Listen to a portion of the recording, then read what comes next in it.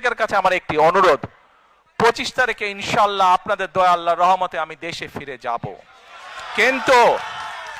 কিন্তু এখানে উপস্থিত, এই ঘরে উপস্থিত প্রত্যেকটি মানুষের কাছে আমার অনুরোধ, দয়া করে কেউ আপনারা এয়ারপোর্টে সেদিন যাবেন না।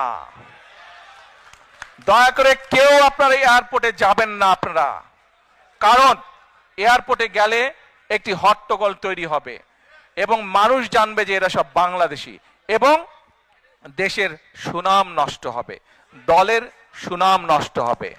যারা এয়ারপোর্টে যাবেন না, যারা সেদিন এয়ারপোর্টে যাবেন না, আমার আজকের এই অনুরোধ যারা রাখবেন, আমি ধরে নিব তারা দল এবং সর্বোপরি দেশের সম্মানের প্রতি মর্যাদা রাখবেন।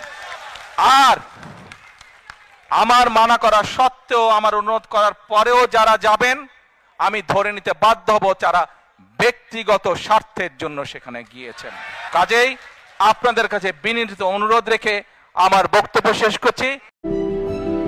সত্য ও ন্যায়ের অঙ্গীকার